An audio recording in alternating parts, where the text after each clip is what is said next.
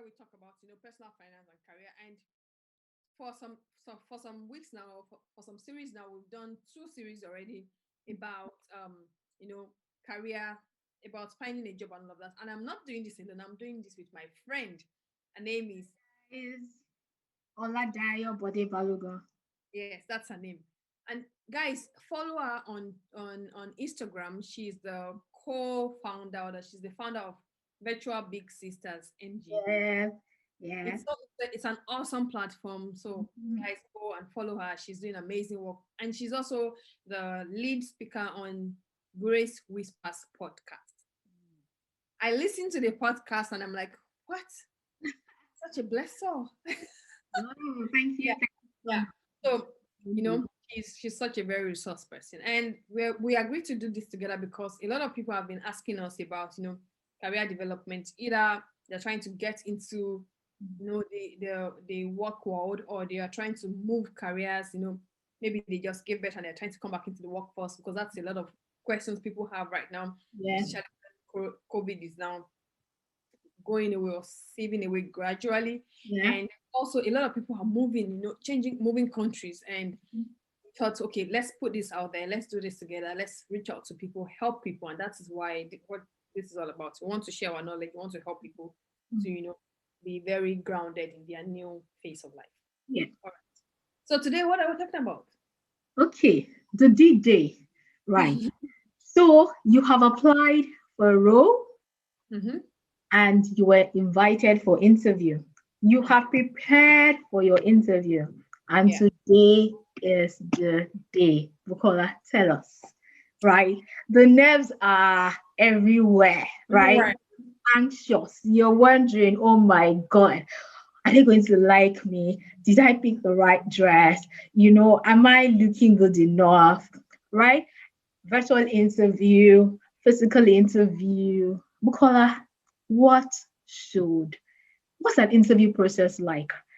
From the other side of the table, you're a hiring manager, you're a senior HR professional. Tell us, Bukola, you sit in the seats of these interviewers that we all fear. We're like, girl, you Mm-hmm. sit in that set. What should I be thinking? What should be going on in my head? How should I, approach the interview day? What's okay? How am I sure I'm not rude? How am I sure I'm not too looking too beggarly? What's the balance? Tell us. Oh, thank you very much. So, the first balance, or the first thing you have to know, is that your interviewers or your hiring managers are all humans. Hmm. When Hmm. the going gets tough, I'm telling you, when the going gets tough, we are all humans. Humans. You should Hmm. approach your interview with that sense of, okay, we are humans. So, the same way, if you were on the same things you would do if you are the one at the other side of the table, the Correct. same things you would do, that's what they would do. Hmm. Most cases, they are as human as you, Hmm. right? And that's where, if you have that mindset, it helps you to approach an interview with an open mind, with a relaxed attitude, Hmm. you know, with a vigor to say, you know what, I'm going to give this all it takes. I will not be rude. I will not be too out there. I would be a balanced interviewee, because at the end of the day, as much as you are afraid of them, they Yeah. are also afraid of you, Hmm. right? So it's a two-way thing, because they don't know what to expect. They are careful, they are afraid of you in such a way that they don't want to say things to you that would upset you, because they know that if they upset you, you might go out there, put some word on the internet, and nobody will want to come to work for them. So you are as powerful as they are. And that is the first thing you have to know about interviewing, especially in this age. Now, you are the interview. Because of COVID, most interviews are now, um, virtual interviews, right? So if you're going for virtual interviews, you want to make sure that you're on your interview day. Again, you are relaxed as you can be.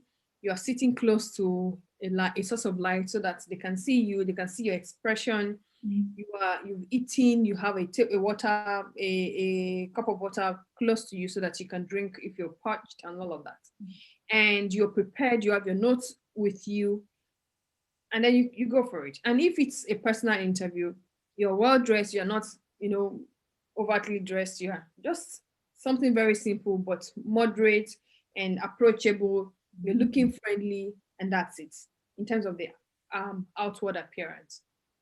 Now, in terms of the content you're going to bring to the table, the last session, if you didn't see the last session, we told you some of the ways you can prepare for the interviews. Yeah. If you actually do those things we mentioned in the last session, Yeah. this particular one shouldn't be a stress for you, Mhm. because you're bringing out from the things you've learned. You're right. Because you would have prepared for some certain questions that they might have asked. You would have gone on Glassdoor or on Indeed to see people's reviews about this company. Yeah. Sometimes on Glassdoor, let me give you a secret. Sometimes on Glassdoor, you would see the exact questions that these interviewers would ask. I have done it before. I was praying for an interview with a company. I went on Glassdoor and I just look at what some of the questions that people said this company asked. I practiced it, guys. When I got to that interview, they were the same questions, verbatim. Yeah. Of course, I got the job because somehow it's like they served into my plate, and I was prepared, right? So again, that's it. And make sure you get there on time. Don't keep your people waiting. Don't keep your interviewer waiting, because if you keep your interviewer waiting, it doesn't portray good, serious interest. Of course, things happen, life happens. You could be genuine late, right? But then don't keep them waiting. What else? What else do you want to know? Okay, thank you. Thank you so much, Bukola. I like how you have taken this answer from, the side of the interviewer. It's good to know, perspectives. I mean, it's good to have put it in perspective that the interviewer is just a human being like you and I, right? And that's what Bukola, who has conducted series of interviews, has just told us, right?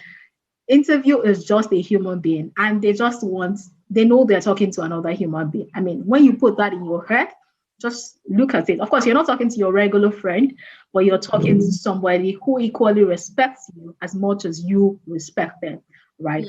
And just to add to that, once you have that view in mind, I think starting an interview well matters.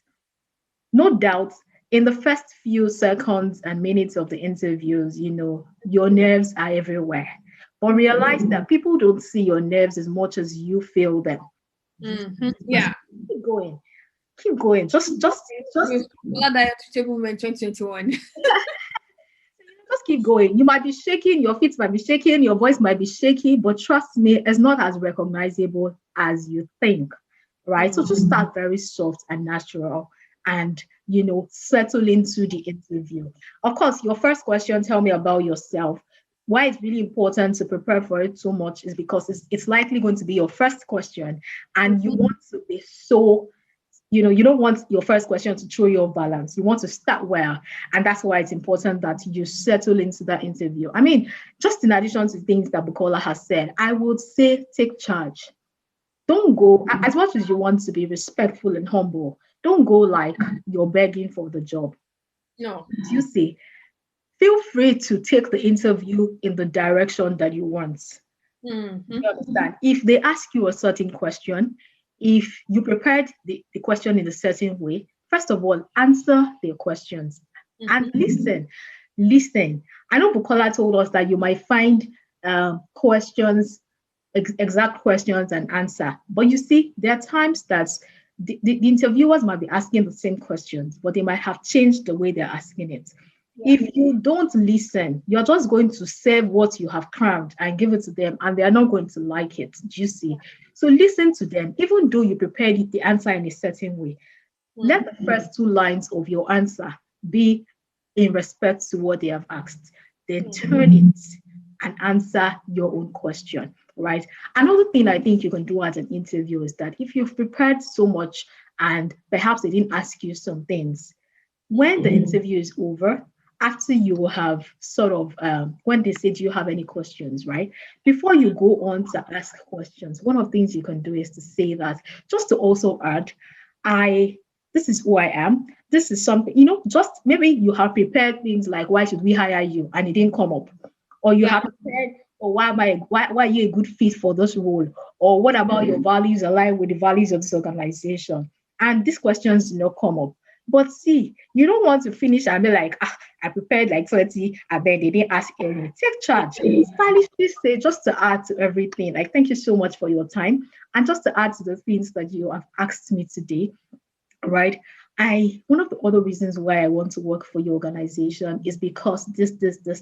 I have social values. I read something somewhere that struck me.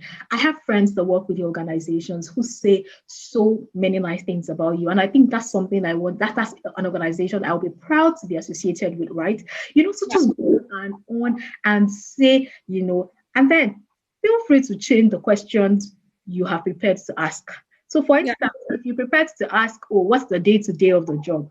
And at the beginning, the interviewer has told you, like, day-to-day of the job is this. Don't get stuck and be like, or still ask the same question. So find something else to ask. What's the team structure like? What are you doing now? How are you adjusting to COVID ways of working? What are you?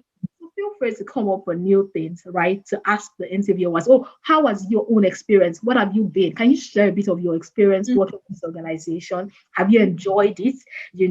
Has it been rewarding? Do you see how long have you been here? All of those things are just things that, but once you settle into the interview, take charge of the interview. And answer. And if you need to drink water, the caller mentioned have water by your side. It's important, right? Interviewers also like people who are real. Say, excuse me, I need to take water, or I'm just feeling nervous right now. It's okay to say so. Yeah. Yourself like, I'm feeling really nervous and I just need some time. Let me just quickly take some water so I can catch my breath. That's already. In fact, you have to find a way to put in something like that in an interview. Do you see? To let them know that you are an original human being, you're authentic. Remember, before you drink water, to put your phone on mute, to put your device on mute, then drink water. You can even put off your video for a minute, catch your breath, drink water, and then come back on and continue the interview. But it's your game, it's your show. They have invited you already, so just go on and take advantage. Those are fabulous. Those are I think you're already an expert in this topic as much as I am. I use this in the role of the interviewer. So I am speaking, I'm speaking from the viewpoint of the interviewee. And I'm speaking from personal experience. I personally believe that personal experience is like the best teacher. Everything I have told you is solely based on my personal experience, right? So go in there and take charge. Go in there, not being rude, not being puff. I mean, answer as humbly as possible. Oh, my team did this, we did this. Speak well of your team members, speak well of your previous organization, speak well of your previous boss. But whatever you have done right, state it as humbly as you can, right? Remember that it is your interview. Is your day. It's not the interviewer's day. It's your own day. And so, stop at nothing to ensure that, you put yourself in a good light, right? Yeah. Of course, when you dress confidently, like Bukola has said, you have solved half of the problem. So you're not looking yourself in the camera. Another thing is prepare for your lighting. I mean, for virtual interviews, that's something that's important. Yeah. Prepare for your lighting. Practice, besides practicing for the interview, put on your Teams or your Zoom and check how the lighting is before that day, right? So that you know where you're going to be sitting, what you're going to be doing. And I find that when you're charging your laptop, your lighting is brighter. Ensure that you're doing that. Ensure that your dresses, you're comfortable with what you have worn. Ensure that you like how you're looking, where you're sitting. All of those things are key. And in the interview, I mean, first few minutes, like I said, you might be nervous and start to do something funny, but catch your body language in good time. catch your body language and quickly adjust so that you don't continue maybe touching your hair or doing something or looking. Just you can put stick notes, especially for virtual interviews. You can put stick notes around you to Yeah. remind you of certain things or speak up. So if, for instance, you talk very fast, you can put a stick note to say talk Pace. slowly, pace yourself, right? If, for instance, you have a habit of, or maybe you're already shaking your leg or doing stuff with your hand, you can say check body language so that you I don't think an interviewer would judge you for those first few minutes. They would look at how the whole interview goes on. But if you continue with a habit that is sort of irritating all through the 1 hour, 2 hours of the interview, you might put yourself in a bad light. So, Bukola, anything else you want to add? Wow, you've said so many things, right? I mean, almost all the things I want to say, you've said so many things. What I just want to add is, like, for example, if you are having a virtual interview, also try to check out for your background, right? And got so good. We also have now on Teams or on Zoom, you can actually use a virtual background so that nobody sees what exactly. So even if your living room or whatever you are using is not so tidy, you have a virtual background to blur off, what's at the background. Or you could simply just put it on blur so nobody sees what's going on behind you. It's just you and you're focused and they can focus on you, right? So that is really important. Another important thing I wanted to mention is the fact that on the day of the interview, also try to be as friendly as you can be. Don't it's not a fight, right? Be friendly and also be courageous. And why I said you should be courageous is because, for example, I'd seen an interview where someone was asked to sing. Of course, it was not an auditioning. It was not a music auditioning. Something. It's a proper corporate, corporate interview. And I think the person had one of the hobbies is to sing, and they asked, "Oh, do you sing?" And she said, "Yes, I sing." They said, "Oh, nice. As what?" So, no, I just sing as just hobby tendencies. And they're like, "Okay, so what kind of genre of music do you like?" And then they started talking about music, and it's okay, sing for us. And so it's either okay, you sing or you don't sing, right? And the person decided to just sing just a normal, some country song. And at the end of the day, she got the job. Now, it's not about her voice of the singing. The lessons learned for me there is the fact that, two things. For her to have sung, she showed that she's courageous. Because she didn't prepare for you're going for an interview, not an auditioning, right? So she didn't prepare to sing, but she just went ahead and said, "Okay, if you want me to sing, it's not a bad thing. It's something I enjoy doing it. Anyway, it's part of my hobby. I'll sing." And then she sang. Yeah. And that sends a very strong message to the interviewer. And then the second thing is that, if she had said, "No, I cannot sing," like if she had said, "No, I don't want to sing," and then meanwhile she had it as one of her hobbies. Exactly. Exactly. I mean, that's just why I was thinking about, that if it wasn't one of your hobbies, right? It's courageous. You can then be courageous to say, "Oh, sorry, I'm not a good singer." But if you have listed it as part of your hobbies, I mean, they just want to know, did you copy and paste this thing? Just talking about preparation. Did you copy and paste the thing? Or was it really your hobby? So if you have said singing is your hobby, then when you're asked to sing, Want to sing? It's your hobby, man. so you don't even have to have a good voice. You don't. But what it sends is authenticity. What it says is that when you need to do something, you will do it, right? It just says a lot of things at once. And so at the end of the day, I mean, all those things are key. All those things are key. And just to add also, virtual interview, just like physical interviews, log in early and stay there. Yeah. Sit there. So don't do last minute. And one of the reasons why it's important to log in early, I remember a friend sharing with me that when she logged in, there are different platforms and softwares. Some organizations use Zoom, some use Teams, some use Cisco, right? Some of them, you can perhaps go ahead with some of them if you do not download the apps, but you have to know how your system works with each of these things. So for some of them, you really have to download the app. So you don't want to get to the last minute and trying to open and then he's saying download the app and you're keeping everybody waiting. I mean, that's not, that doesn't look good. Okay. So it's important that you try, you can try to join a meeting at any point in time, even before the meeting. That's something to try out. All of those virtual connections, you can try it out. And so when you see that, oh, you need to download, you have downloaded, you have a laptop that can accommodate that particular software, you have gone ahead. I mean, that readiness also saves you a lot of headache. You just don't want to put on your camera last minute and see that you're in a dark place or your background is funny. It could just show you off balance. So you want everything in every external factor outside of the interview to be on point so that you're not thrown off balance. So any last words, Bukola, as we round off this? I mean, this has been an amazing time, right? And guys, like I said, we've got you covered.